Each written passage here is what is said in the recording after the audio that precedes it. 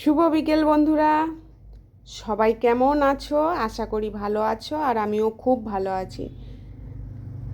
তো আজকের দুপুরে ঘুম থেকে উঠে সোজা ছাদে চলে এসেছি। আর ছাদে এসে আমন্ড, কাজু, কিশমিশ খাচ্ছি। অনেক দিন পর ছাদে আসলাম। ছাদে আসা হয় না, তার এক কারণ মানে এত পরিমাণে ধুলো, আর আমার ডাস্ট অ্যালার্জি আছে, শুধু হাঁচি হয় হাঁচি। কাল ডাক্তারখানায় গিয়েছিলাম, তো রাস্তা পুরো সাদা, ধুলোয় সাদা, মানে এত ধুলো উঠছে বলার নয়। হ্যাঁচি হ্যাঁচি করে রাত্রিবেলা ঘুম হয়নি, দেখেই বুঝতে পারছো দুপুরে কেমন ঘুমিয়েছি, চোখ মুখ দেখে নিশ্চয়ই বুঝতে পারছো।